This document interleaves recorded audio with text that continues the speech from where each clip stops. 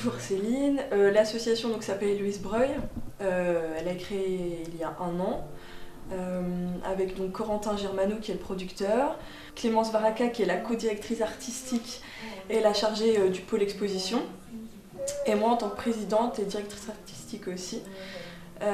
Avec Corentin on s'est rencontrés il y a 1 an et demi de cela et on s'est vite rendu compte qu'on avait plein de points communs au niveau de l'artistique, ce qui est influence cinématographique, photographique et artistique.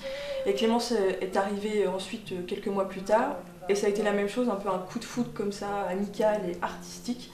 Et on s'est dit qu'il fallait qu'on travaille ensemble pour réaliser déjà nos rêves, nos ambitions et montrer au monde ce qu'on avait envie de dire et ce qu'on pensait au fond de nous-mêmes en fin de compte.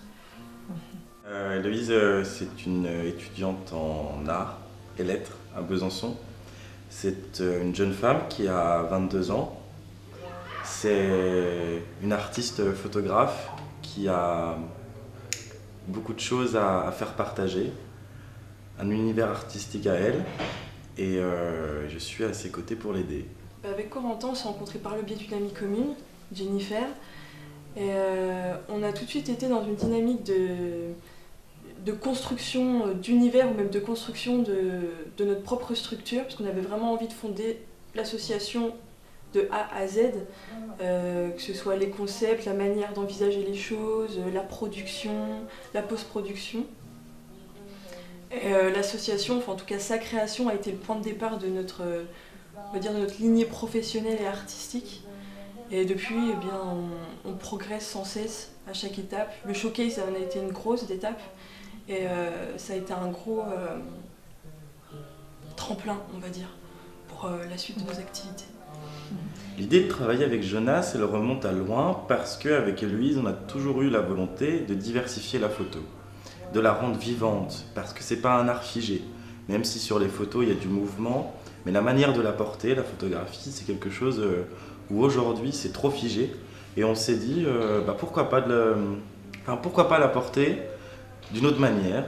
Et on savait pas comment, on savait pas par quel moyen. Et Jonas est arrivé comme ça, vraiment par pur hasard. Et on s'est dit, bon, il faut faire quelque chose avec la musique. Et donc on a travaillé pendant des mois sur le lien. Et sur le lien à faire entre la musique et la photographie. Et donc c'est pour ça qu'il y a eu le showcase de Jonas, parce que Héloïse, c'est quelqu'un qui crée un univers. Et on s'est dit, elle va créer l'univers d'un artiste avec Jonas. Le concept de création d'univers, c'est on part d'une idée. Je vais reprendre l'exemple du cri, pour que ce soit plus facile à expliquer. Donc on part d'une idée qui est le cri.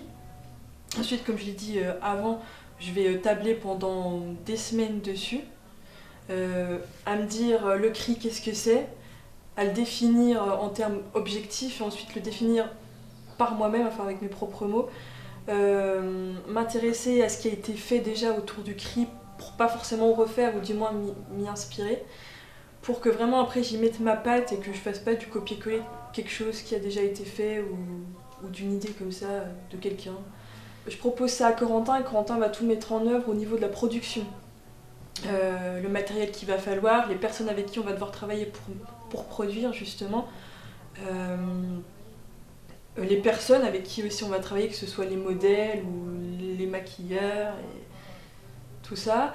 Et Clémence, elle, comme elle est vraiment spécialisée dans le pôle exposition et qu'elle est basée en plus à Paris et qu'elle a certains contacts là-bas, elle cherche certains endroits ou certaines petites galeries pour qu'on expose justement.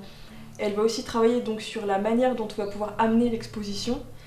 Et le concept donc, enfin en tout cas l'univers que moi je crée en créant l'idée, Clémence va le faire elle en créant un monde carrément, enfin en recréant l'univers durant l'exposition.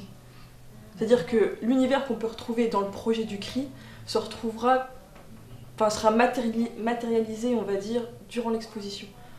Donc dans quelques semaines, on va commencer à collaborer avec Johanna Roll, qui tient une friperie en ligne qui s'appelle Look Vintage. Et nous, dans notre activité avec Héloïse, on a envie de diversifier les choses, on a ce souci-là. Et donc on va rendre plus vivant les choses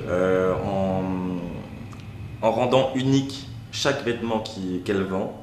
Et donc du coup, il va avoir toute une création vidéo. Il va avoir des partenariats avec des structures lyonnaises. On a vraiment pensé de A à Z, conçu notre collaboration avec Johanna et qu'elle a accepté avec plaisir. Elle a tout de suite été partante. En fait, sa structure est très bien, mais on s'est dit qu'il fallait qu'on la déploie pour qu'elle ait encore plus d'ampleur. Donc on va travailler avec elle on va faire des photos promotionnelles et aussi des courts-métrages pour pouvoir présenter le vêtement dans une société contemporaine comme la nôtre. En sachant que c'est des vêtements vintage à peu près entre les années 60 et 2000. Et on s'est dit que ça pouvait être très intéressant de créer une espèce d'antithèse entre l'ancien et le moderne. Et pareil, là on a fonctionné aussi sur un coup de cœur et sur une ambition commune. On travaille aussi avec Laure Pichène, qui est une productrice à Lyon, qui est notre marraine et qui nous soutient et qui nous oriente sur les choix à faire, sur les directions à prendre. Et donc... Dans quel domaine ? Dans tous les domaines. Elle est vraiment là en guise vraiment de marraine, pour nous conseiller, pour nous orienter, pour nous sortir peut-être une idée qu'on n'avait pas pensée avant. Elle a ce recul-là d'être à la fois dans l'association, mais aussi extérieur à l'association, et ce qui nous permet d'être beaucoup plus pertinent quand on discute avec elle. Les projets, généralement, c'est moi qui les choisis.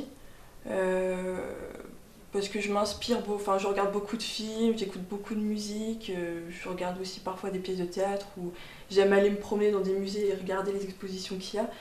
Et je me sers aussi de la manière dont je peux percevoir les choses. Et ensuite, je sais pas, ça me vient comme ça, je me suis dit, comme le prochain projet qu'on va faire, c'est le cri. Et je me suis dit, tiens, pourquoi pas faire quelque chose sur le cri. J'ai eu cette idée-là après les attentats de Charlie Hebdo et ce qui a pu se passer aussi dans ma vie depuis le début de l'année. Et donc les projets, c'est moi qui les ponds, on va dire. Ensuite, je travaille beaucoup dessus, à peu près 2 mois, on va dire, maximum. Je crée un dossier où j'écris beaucoup de textes pour faire comprendre aux autres où je veux aller pour qu'ils m'aident ensuite à produire mon projet. Je fais un portfolio avec beaucoup d'inspiration, où je mets des images de films, des liens de vidéos aussi, ou des musiques même. Et comme ça, j'envoie tout aux autres après. Ils regardent, ils réfléchissent eux, et ensuite on se réunit tous, on en discute tous, et à partir de ce moment-là, quand on est tous d'accord, on lance les chevaux et c'est parti. Mais une question qui me faisait rire, c'était de savoir donc, qui était le boss de qui ? Concrètement et normalement et au niveau du droit, c'est moi. Ben en fait, on se le dit, c'est moi. Déjà parce que l'association porte mon nom, donc c'est quand même... Voilà. C'est quand même énorme. Et parce que je suis la présidente aussi. Bah oui, c'est moi. Bah ouais, je suis le boss Bah... Ça y est, c'était une question. Non, je suis le boss de moi-même, déjà. Ouais. Voilà, j'ai un autre moi qui me dit lève-toi le matin, va travailler, donc voilà. Mais il n'y a pas un rapport hiérarchique. Donc il n'y a pas de boss.